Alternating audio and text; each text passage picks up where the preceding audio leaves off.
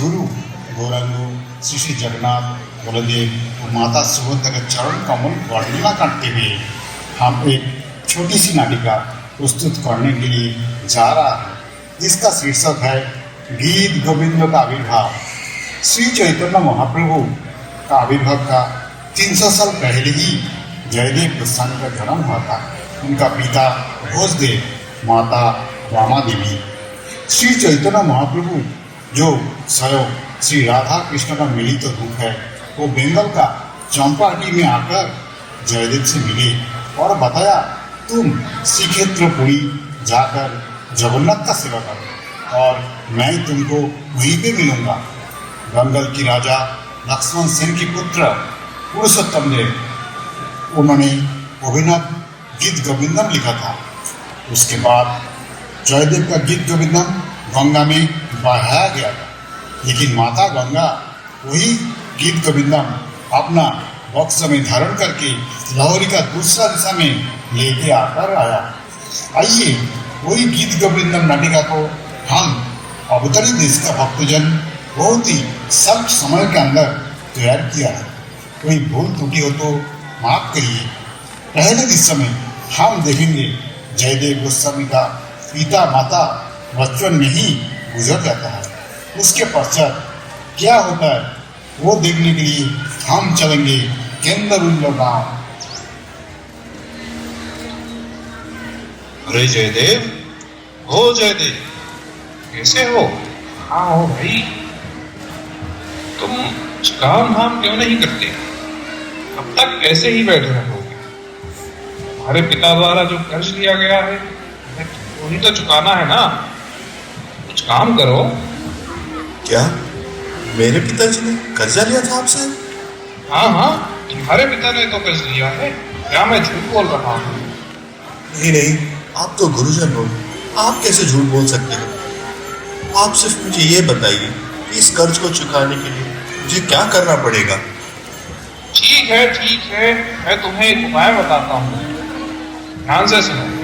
यह जो घर है तुम्हारा, इसको अब तुम छोड़कर चले जाओ। इसको अब हमारे नाम पर कर दो। ये लो पत्र, इस पे अपने हस्ताक्षर करो।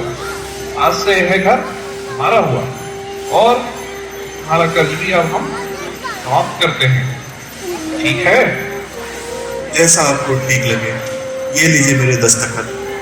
जयदेव, तुम रो मत, मेरे घर पे रहो। नहीं नहीं पराशर, मैं तुम्हारे घर नहीं रह सकता। मैं तो नीलाचल चला जाऊं। माधव, तुम मेरा सब कुछ मुझसे छीन सकते हो। तुम मुझसे मेरा घर छीन सकते हो, तुम मुझसे मेरा परिवार छीन सकते हो, लेकिन मैं तुम्हारा नाम लेना कभी नहीं छोड़ सकता। मैं इस घर को छोड़ के तुम्हारे धाम श्री क्षेत्र जगन्नाथपुरी आऊंगा। जय जगन्नाथ, जय जगन्नाथ।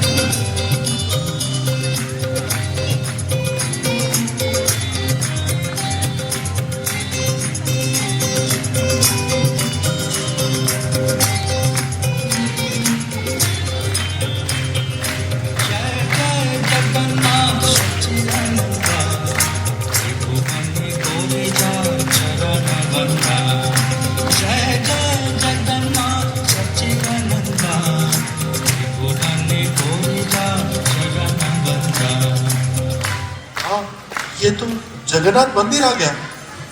अरे अरे, आज तो काफी रात हो गई है। अब तो मंदिर का कपाट भी बंद हो गया होगा। मैं एक काम करता हूँ, मैं यहीं पे मंदिर के बाहर थोड़ा आराम कर लेता हूँ। सुबह होते ही भगवान जगन्नाथ जी के दर्शन कर लूंगा। कौन हो तुम? दिखाई नहीं देता है? मंदिर का दरवाजा बंद है, इसको इधर से भगाओ। मुझे मत मारो, मैं खुद ही चला जाता हूँ। इसके पश्चात जयदेव प्रभु जगन्नाथ की ससुर अर्थात माता लक्ष्मी जी के पिता पूरी समुद्र, इसको महादधि कहता है। महादधि को दर्शन करना और जगन्नाथ को दर्शन करने का फल एक ही होता है।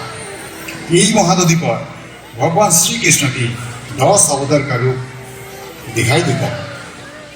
दूसरा दृश्य में हम चलेंगे पुरी का महादधि। प्रभु, मैं आपको मंदिर में तो नहीं देख सका, लेकिन इस समंदर के जल में अच्छे से दर्शन कर सकता हूँ। प्रभु, आपका ये मधुर दशावतार का रूप ये इतना मधुर लग रहा है कि मेरा मन कर रहा है कि इसके ऊपर मैं कुछ लिखूं, सबको बताऊं इसके बारे में, इस मधुर रूप के बारे में। इसके ऊपर मैं गान लिखूंगा और उस गान को मैं हमेशा गाता रहूंगा।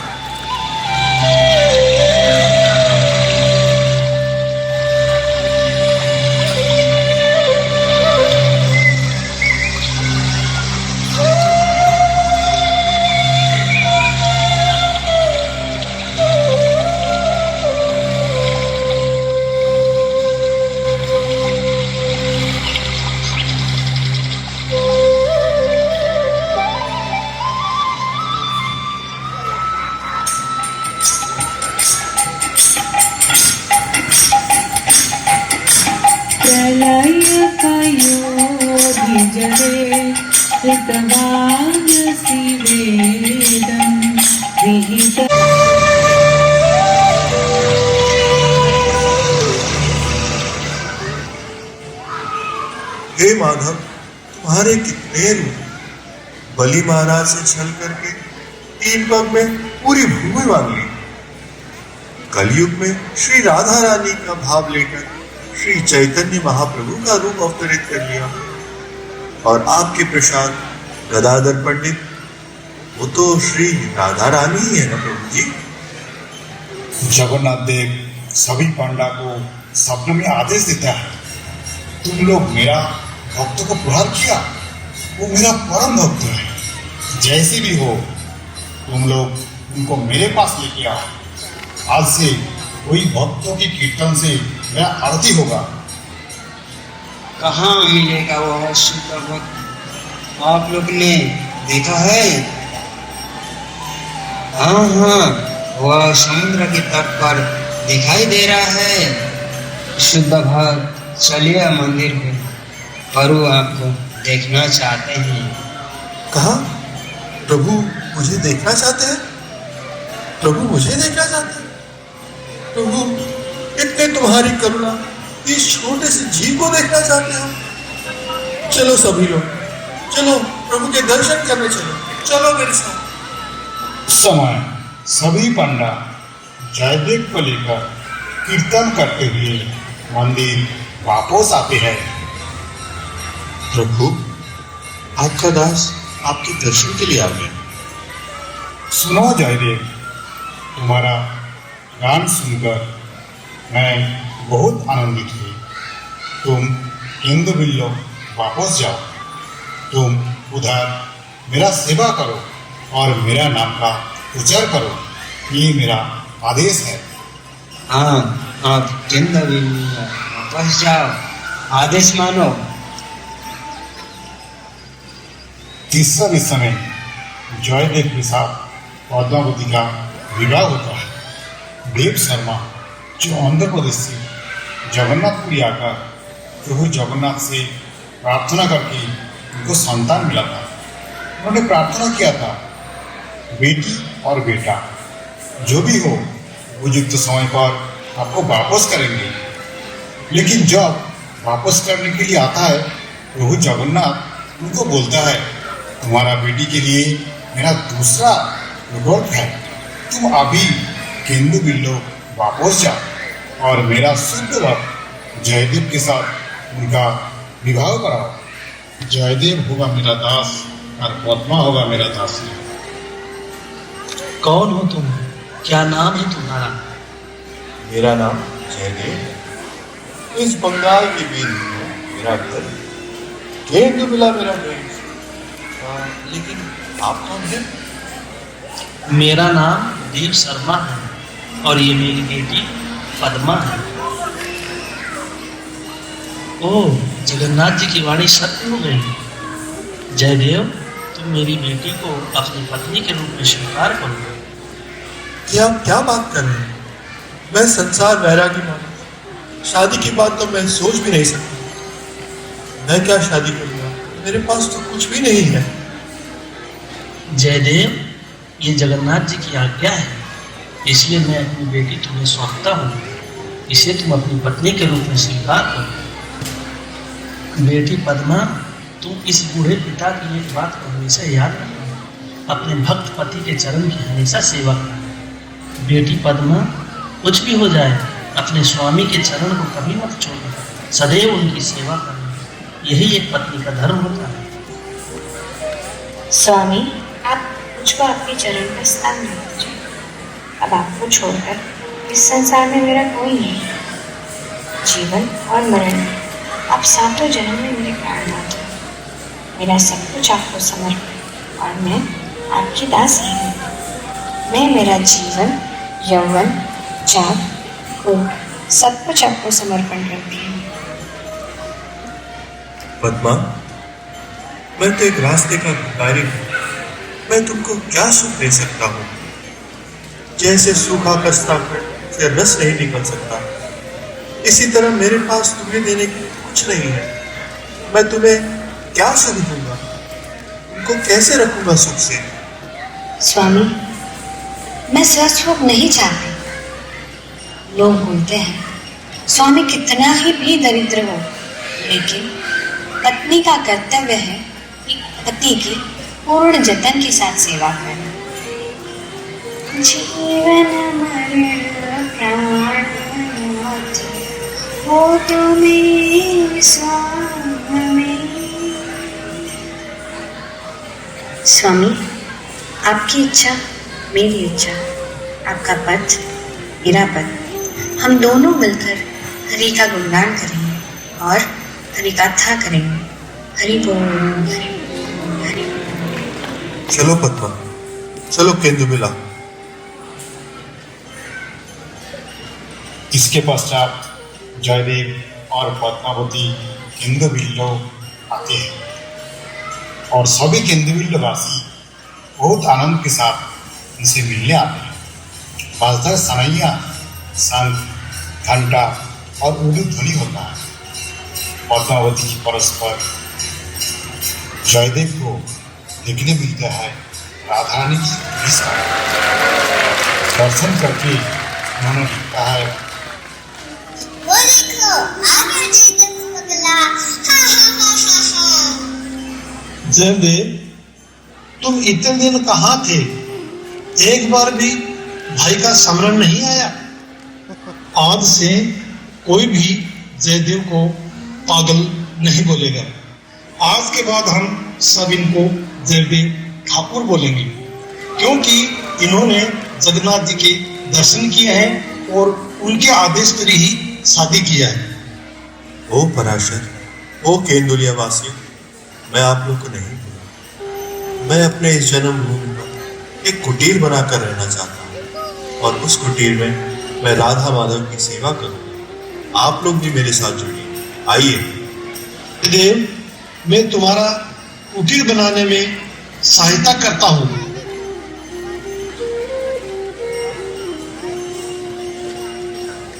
अरे जय, इतना जल्दी घर कैसे बन गया? क्या तुमने ही तो मेरी सहायता की? मैं तो अभी अभी यहाँ पर आया हूँ, तो फिर यहाँ कौन आया है? पद्मा, तुम आई थी क्या? स्वामी, मैं तो रसोई कक्ष में थी। श्री गोविंद की नपुर का ध्वनि और वंशी ध्वनि सुनकर जयदेव अजय नदी छूट के जाता है और वहाँ पर उनको राधा माधव का विग्रह मिलता है। हे माधव, तुम इस लीला के लिए मुझे यहाँ पे लाए थे? पराशर, तुमने देखा प्रभु यहाँ आए थे। प्रभु आए और मुझे दर्शन दिए बिना ही चले गए। प्रभु, प्रभु दर्शन दो, प्रभु दिखाई दो, दिखाई दो, प्रभु दिखाई दो। देखो पद्मा, देखो जयदेव, ऐसे दिखा दो बोलने से दर्शन नहीं मिलता। अगर तुम मेरा दर्शन चाहते हो तो जो तुम मेरा विग्रह लेके आए हो उसका अभिषेक करो, तो मैं तुम्हारे घर में अवश्य आके लूंगा। राधा माधव की कृपा से जयदेव गीत गोविंदम लिखना शुरू करता है स्मर गरन खण्डलम ममो शिरसि मंडलम देहि पदपल्लवम उदारम राधिके देहि पदपल्लवम उदारम जलति मयि दारुणा मदन कदा नारुणा। पद्मा, मैं और नहीं लिख सकता हूँ, मुझे थोड़ा सा तेल दे दो, मैं गंगा के तट पर स्नान करके आता हूँ। जयदेव, तुम नारी शक्ति की महानता के बारे में नहीं लिख सके क्योंकि तुम्हें लगा कि लोग क्या कहेंगे। अच्छा किया कि तुमने नहीं लिखा।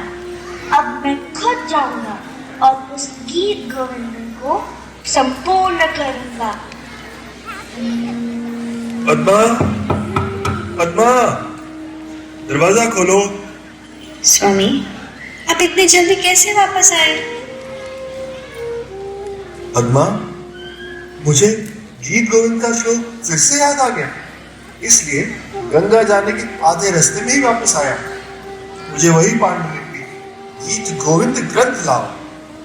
पद्मा, तुम मेरे मदन मोहन की सेवा के इंतजाम में लग जाओ, मैं अभी इस असंपूर्ण लिपि को संपूर्ण करता हूँ। भगवान श्री कृष्ण गीत गोविंद को अपना बॉक्स में धारण करता है। जयदेव, तुम्हारा ये गीत गोविंद जो सुनेंगे उसका पाप दूर होगा। जो इस गीत गोविंद को स्पर्श करेंगे वहां पाप से उनको उद्धार मिलेगा। देहि पद पल्लवम उदारम राधिके चारुशीले राधिके चारुशीले।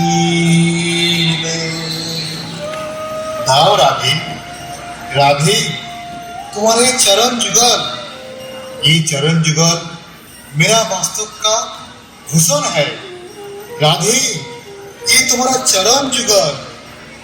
माँ मदन गोपाल की सेवा करके वही प्रसाद जयदेव रूपी माधव को सेवा करते हैं। जैसा रोजाना अपना पोती को सेवा करता है, इसी तरीके से भगवान श्री कृष्ण की सेवा की। पद्मा, अब बहुत देर हुई, अब तुम जाओ और प्रसाद सेवा करो।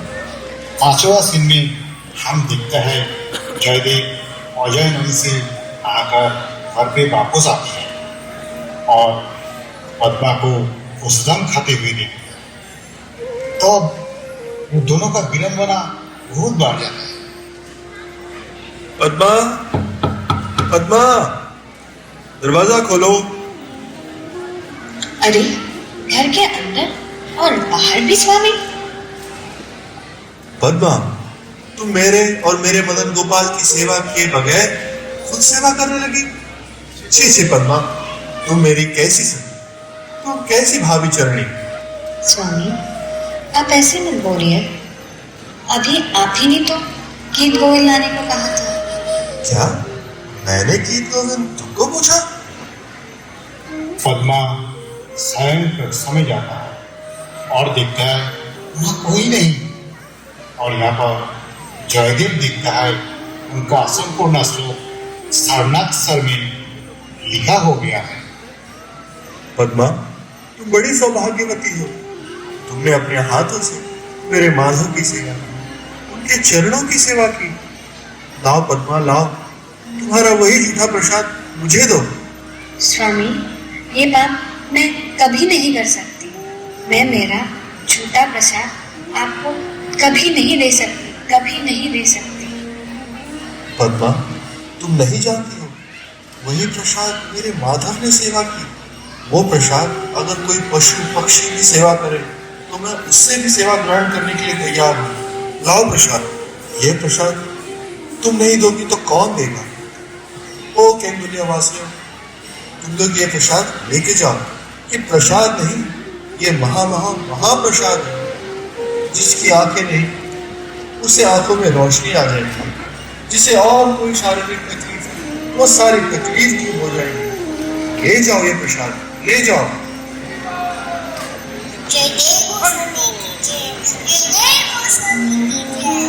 नहीं नहीं, आज बोलो पद्मावती की जय।